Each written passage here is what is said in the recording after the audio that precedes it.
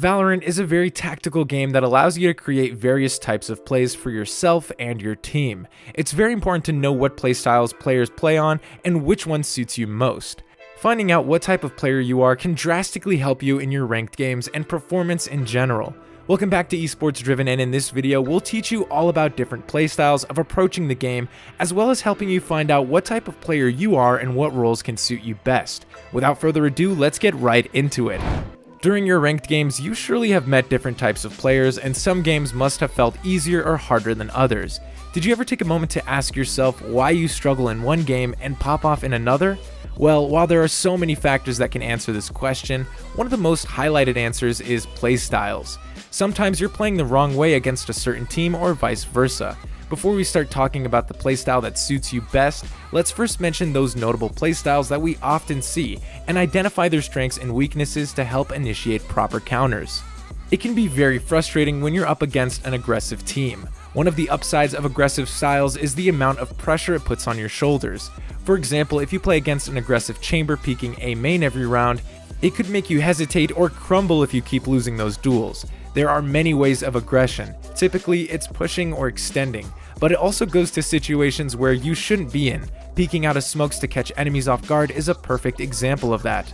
Mostly, it's very easy to counter aggressive plays by being more passive. Let the enemy aggress towards you, gather that information, and play smart.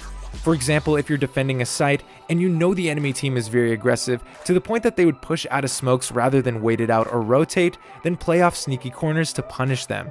If the enemy team is very aggressive on defense side, try to use utility in order to punish those who aggress and take space or map control. For instance, oftentimes you find a peeker on choke points trying to get a kill. There, you should definitely play with your teammates and use utility to either push them back or punish them for aggressing.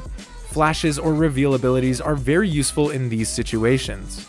The complete opposite of what we have just talked about is passive playstyles. Passive players often wait for the right moment. They lure you in instead of fighting you in your territory.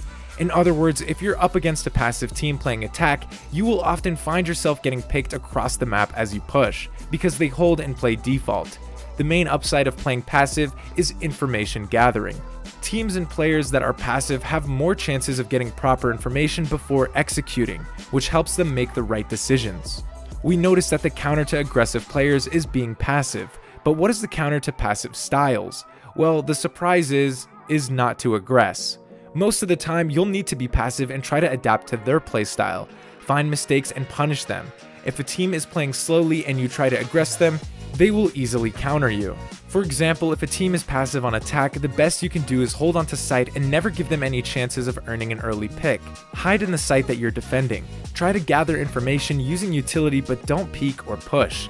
Eventually, they'll have to execute and push you, which lends you the advantage. If a team is passive or defensive, your best bet is to look for information that can give you the lead. Look for how many players are in each site. Try to find the weaker area and hit it very aggressively. If you know there are 3 players on the A site, then push B site. It's as simple as that. Most commonly, you'll find players that are a mixture of both passiveness and aggression. There isn't a best playstyle, but it depends on the circumstances of the game and what's going on. Players that try to adapt and change their playstyles are often referred to as a mixture of both. In general, you should always try to play according to the situation and not stick to one set of plays. When it comes to countering those adaptive players, just try to see if they are initiating an aggressive or passive play at that moment, and follow up with what we mentioned previously. However, there's a common scenario that can cost you a lot if you do not pay attention to it, which is a lurker team style. For example, they're a team that does aggress on attack side to execute the site, but still tries to slowly take control of another area of the map by being sneaky and stealthy, often referred to as a lurking team. The dangerous aspect is if you don't see it coming, you'll end up losing to too much map control and getting sandwiched by enemies every round. To counter that, set an anchor. An anchor is a player defending a site and not rotating until the spike has been planted. This will help you defeat a lurker if you know the opposing team follows that strategy. Well, now you know about the common styles of Valorant and how you should expect players to behave when you get a read of their styles. But what type of player are you? Let's find out now. We can simply use the examples we have previously mentioned as a reference to answer that question. Now, there are many things that can affect your playstyle, such as the role, map, team style, and the side that you're on, attack or defense. Examples of an aggressive player: if you find yourself often pushing through smokes, fighting enemies on your own, advancing to sites before anyone else, or taking risky duels alone, then you're most likely aggressive. Examples of a passive player: if you find yourself often thinking before executing a site, waiting out the right opportunity to hit, using utility to fight enemies, or trying to hold more than push, then you're most likely passive. And examples of a mixture player is if you find yourself often doing both of these depending on the situation or how you feel, then you're most likely the mixture of both worlds. While you may not think much of it, you really need to understand what type of player you are. You need to balance it out and try to set up plays that fit your own style.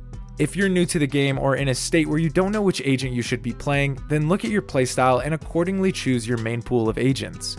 Aggressive players often tend to play duelists, initiators, and agents that allow them to take duels and space on their own.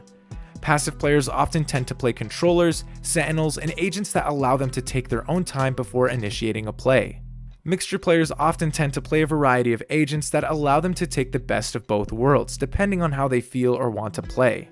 Since it's very important to keep improving and understanding the game in order to achieve higher levels, we've dedicated many of our videos to that very topic. If you're interested in learning more about tips and tricks that can help you rank up easier, check out the video by clicking it on the screen. If you enjoy our content, feel free to subscribe. Thanks for watching, and we'll see you in the next video.